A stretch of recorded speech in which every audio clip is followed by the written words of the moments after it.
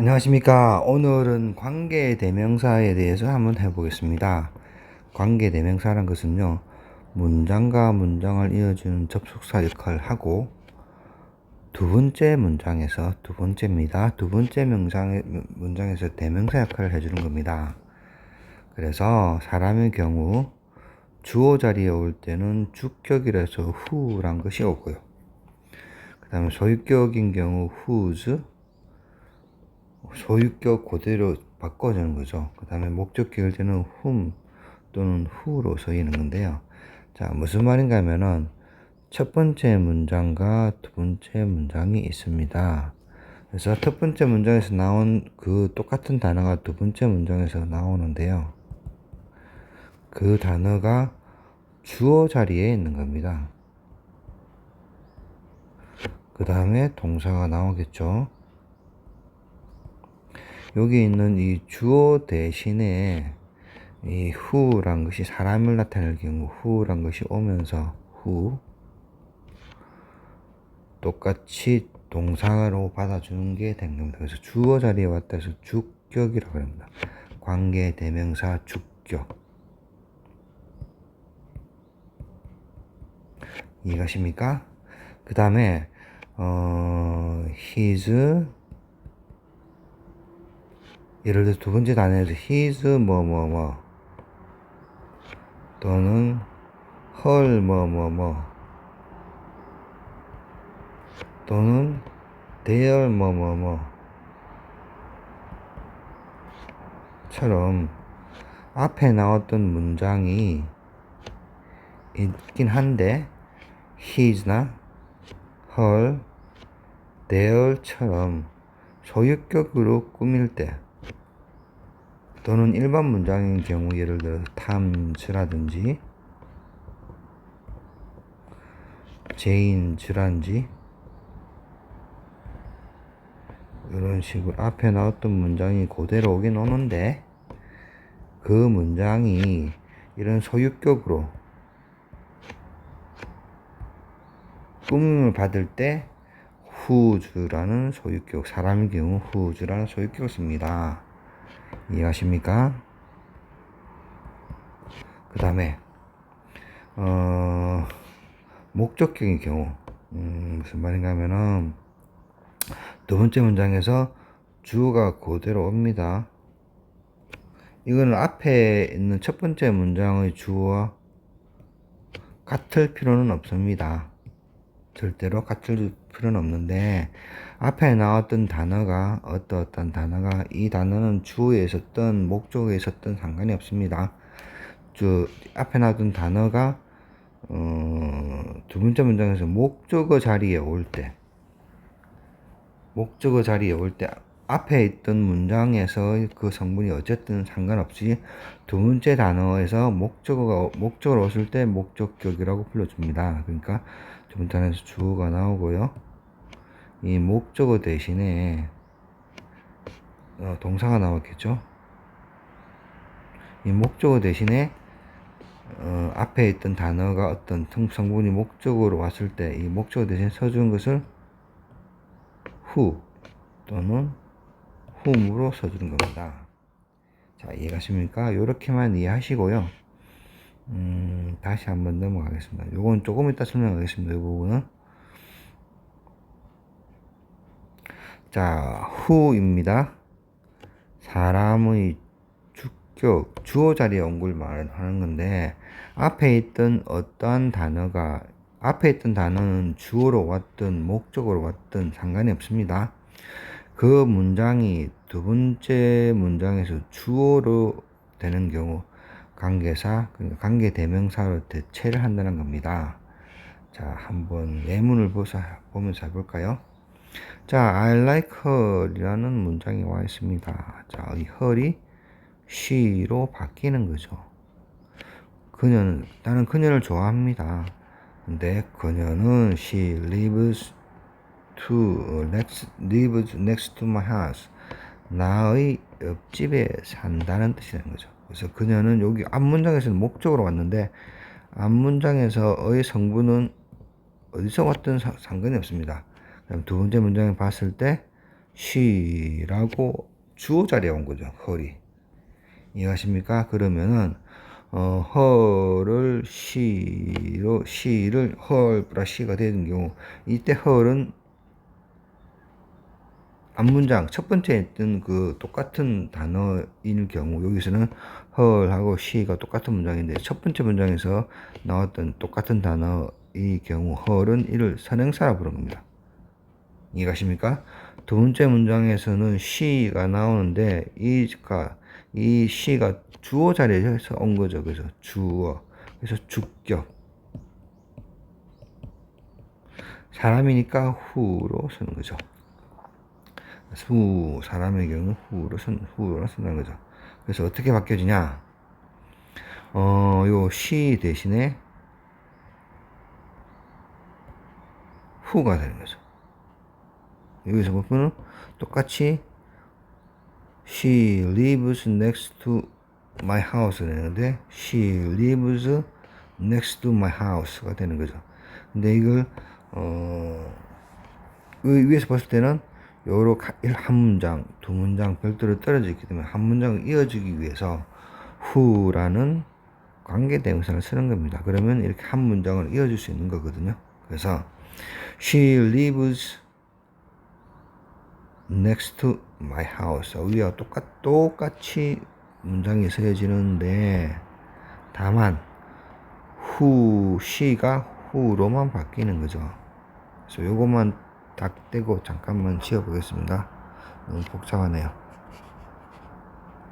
그래서 이게 요만큼은 딱 떼서 오는 거죠. 그래서 like의 목적어 역할을 해줍니다. 여기서는 중요한 건 아니고 앞에서 her이 목적어 역할을 해주기 때문에 이 관계대명사 절 전체가 목적어 역할을 해준다고 제가 표현을 해준 겁니다. 이해가십니까? 그래서 her 어떤 her이냐 뒤에 쭉 관계사 절이 나오는 거죠. 특히 이 경우는 관계대명사 절이 나오는 겁니다. 그런데 이 her이 뒤에서는 she로 바뀌면서 주어 역할을 하는 거죠. 그래서 주어 역할을 하는 she 대신에 who가 오는 거고요. 이해가십니까? 다시 설명한다 그러면 she 대신에 who가 오는 거고 문장 그대로 써주면 됩니다. lives next to my house. 그래서 어떻게 하냐면 자 그녀는 나의 집 옆집에 삽니다 라고 표현된 거죠.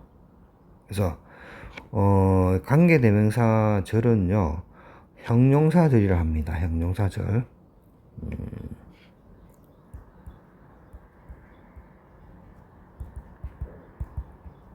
자 그래서 위에 잠시 올라가겠습니다. 다시 설명하겠습니다. to 부정사 용법 중에서 형용사적 용법이란 것을 배운 적이 있을 겁니다. 그래서 무슨 말인가 하면은 명사가 나오고요. to 부정사가 나옵니다. 그래서 뭐 하는 명사라고 설명을 한 적이 있습니다. 예문을 들어보면요. the place to go가 되는 거죠. 그래서 갈 장소가 되는 거죠. 여기서는 go는 자동사입니다. the book to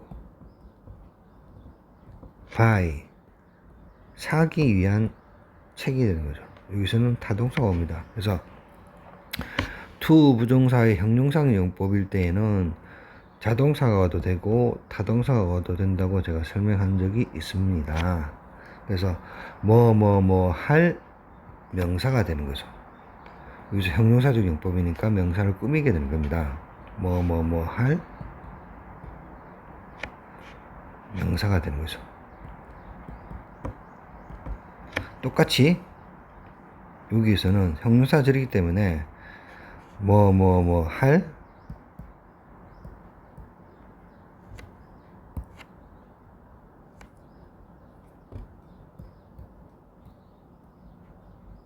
선행사가 되는 거죠. 선행사라는 것은 앞에 설명한 것처럼 뒷문장에서 오는 똑같은 단어를 앞 문장에 있는 거, 앞 문장에 있을 때 그 단어를 선행사라고 합니다. 그래서 할 선행사가 되는 거죠. 자, 그래서 여기서 어떻게 풀이하냐 그러면은 그녀는 she라고 말씀드렸습니다. she가 그대로 who로 바뀐다고 말씀드립니다. Who lives next to my house. 나의 옆집에 산다. 그녀는 그다음 그 her이 앞 문장에서 똑같이 왔으니까 who를 대체할 똑같은 문장이니까 앞에서 온 문장 이걸 갖다가 선행사라고 표현을 해줍니다. 그래서 자 풀이는 의역을 해줘야 되는데요. 나의 옆집에 사는 또는 하는 도 되겠네요. 그죠? 하는 나의 옆집에 사는 그녀가 되는 거죠. 그러니까 이 형용사 절에서 선행사를 선행사가 되는 선행사는 명사가 오는 겁니다. 명사를 꾸미기 때문에 주어든 목적어든 명사가 되겠죠. 이 명사를 꾸미는 게 되기 때문에 형용사절이라고 말한 겁니다. 그래서 하는 이런 정도의 선행사가 되는 거죠. 하는. 그래서 이 경우는 나 옆집에 사는 그녀가 되는 거죠. 자, 이해가십니까? 그래서 어떻게 하냐 그러면은 다시 한번 지어보겠습니다. 복잡하니까. 그래서 나의 집 옆집에 사는 그녀가 되는 거죠. 그래서 여기서 her은 선행사.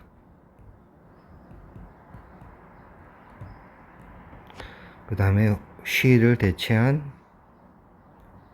who는 관계대명사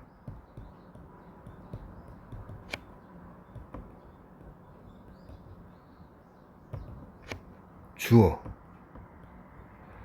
주격이 되는 거죠. 정확하게 말씀드리면 이해하십니까? 그래서 주어를 대체하는 데서 주격이라고 부릅니다. 자, 그래서 다시 한번 말씀드리면 어떠한 하는 하는이니까 자, 나의 옆집에 사는 그녀가 되는 거죠. 그래서 나는 나의 집 옆집에 사는 그녀를 좋아한다라고 되는 거죠. 자, 여기까지 이해가십니까? 자, 한 번 더 해보겠습니다. 자, 여기서는 I know him이라고 나옵니다. 뒷문장에서는 him을 받아주는 게 he가 되는 거죠. 그 he가 주어 자리에 와 있습니다. He is a student. 나는 그를 압니다. 그런데 그는 학생입니다. 그러니까 문장이 따로따로 떨어져 있는 거죠. 그래서 두 개를 이어주기 위해서 접속사 역할을 하는 관계대명사가 오는 거고요. 그 다음에 he라고 주어 자리였으니까 주격이 되는 겁니다. 관계대명사가 주격이 오는 거죠. 그 다음에 he니까 사람이죠. 그러니까 who가 오는 거죠. 자, 그래서 여기서 보시면은 형용사절이니까 학생인 그가 되는 거죠. 그래서 나는 압니다. 학생인 그를 압니다. 라는 뜻이 되는 거죠. 자, 이해가십니까? 자, 다시 한번 더 해보겠습니다. 자, 이번에는 앞에 있는 문장의 성분은 상관이 없다고 말씀드렸습니다. 이번에는 앞에 첫 번째 문장이 주어가 되어 있고요. 두 번째 문장에서도 주어로 옵니다. 그래서 보면은 he라고 he likes apple 이거 오고 뒤에는 he went there라고 왔습니다. 둘 다 주어가 되어 있는 거죠. 자, 이해하십니까? 그래서 관계대명사를 바꿔줄 때는 선행사가 되는 단어 바로 뒤에다가 관계대명사를 붙여주면 됩니다. 그래서 he가 주어 자리에 와 있고 사람이니까 who로 바뀌면 되는 거죠. 그래서 who로 바뀌어지는 거고요. 그 다음에 여기에서는 잠시만요. 제가 설명을 좀 하겠습니다. 이거 좀 지워야겠네요. 여기에서는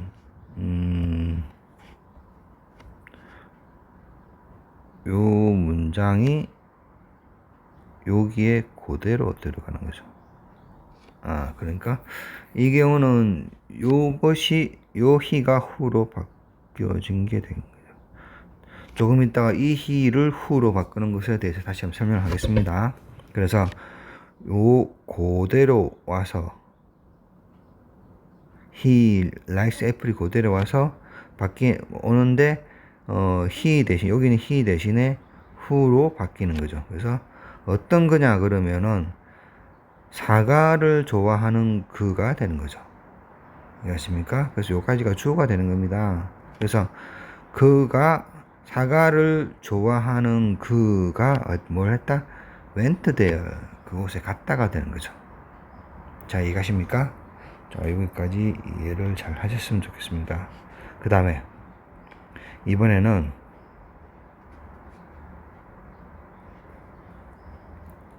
똑같이 이 he가 who가 되는 것을 한번 바꿔 보겠습니다.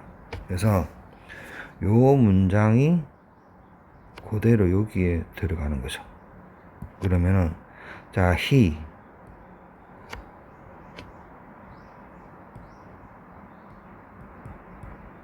likes apples가 되는 거죠. 자, 어떤 he? 자, 요 문장이 그대로 들어간다 했으니까 들어가려 그러면은 he 대신에 who로 바꿔줘야 된다고 말씀드렸습니다. 사람이고 주격이니까. 그러니까 who went there이 되는 거죠. 그래서 어떤 he냐 그러면은 위에서는 사과를 좋아하는 그가 되는 거고요. 밑에서는 그곳에 간 그가 되는 거죠. 그래서 그곳에 간 그가 어떻게 했다? 그는 사과를 좋아한다고 되는 거죠.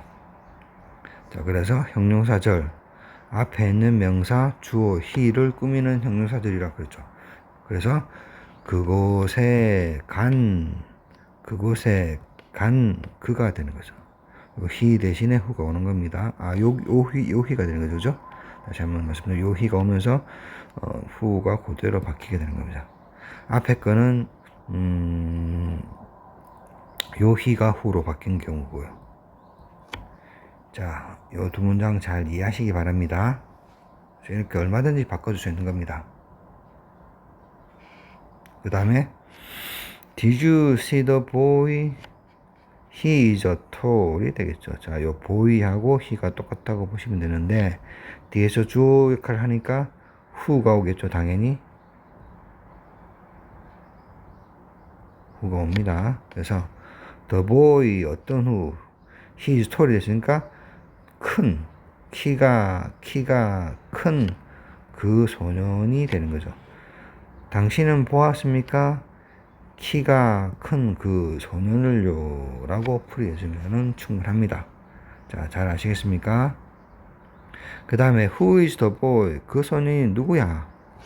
근데 뒤에 있는 boy가 he로 똑같은 성분이 되는 거죠. 이 문장 앞 문장에서 또 boy를 받아주는 he가 뒤에 주격이니까 who가 오면 되겠죠. 그래서 the boy who is tall. 자, 그래서 형사절이니까 키가 큰 소년이 되는 거죠. 그래서 잘 아시겠습니까? 그래서 who is the boy who is tall? 키가 큰 그 소년이 누구입니까? 라고 물어봅니다. 그 다음에 여기서 당연히 who, 앞에 있는 who는 의문사이고요. 뒤에 있는 who는 관계대명사, 관계사 중에서도 관계대명사 주격인 who가 되는 거죠. 자, 이해가십니까? 자, 오늘은 여기까지 해보겠는데요. 한 번 더 짚어드리겠습니다.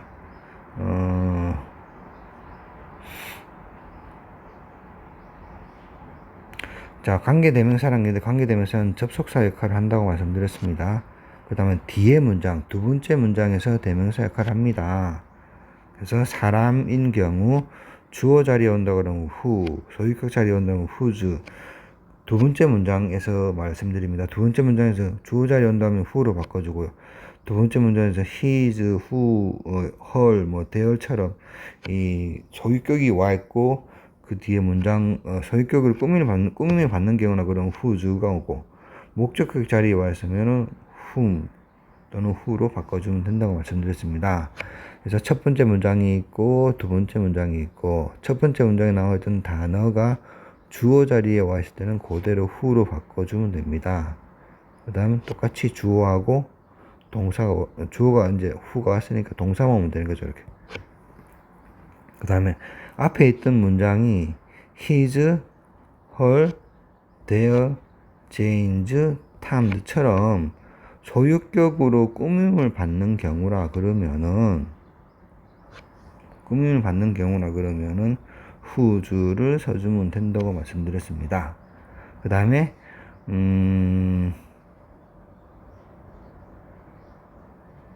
뒤에 문장에서 목적으로 와 있는 경우 이런 식으로 뒤에 문장에 주어가 나와 있고 동사가 나와 있고 목적어가 와 있는 경우는 목적어 자리에 또 앞에 있던 문장 하나가 앞에 있던 문장에서는 주어 자리에 왔든 목적어 자리에 왔든 상관이 없습니다. 모든 경우에서.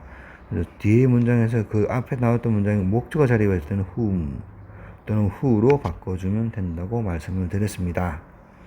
자, 우선 주격으로 와 있는 경우에 대해서 한번 설명을 해보겠습니다. 자, 형용사 절 관계사들은 형용사들입니다. 그래서 뭐 할 형용사 뭐 하는 선행사가 되는 거죠. 그래서 여기서 보다시피 뒤에서 she, I like her이 되고 그 앞에 있는 her 문장이 여기서는 뭐 앞에 문장이 목적어가 있지만 주어 자리에도 상관없습니다. 그 다음에 she 똑같이 나오고 그녀는 she lives next to my house가 된 거죠. she를 주어 자리에 왔으니까 대체해서 who 주격 자리에서는 who로 바꿔주면 됩니다. 그래서 she를 대체해서 who가 오는 거고요. 똑같이 써주면 됩니다. 뒤에 문장 그대로 주어만 바꿔주고 who로 lives next to my house 나의 옆집에 사는 그녀가 되겠죠. 그래서 대신에 who 바꿔주는 거고 형용사 절이기 때문에 할 또는 는 하는 선행사가 되는 거죠. 누구냐? 나의 옆집에 사는 그녀가 되는 거죠. 이런 식으로 풀이를 해줍니다. 그래서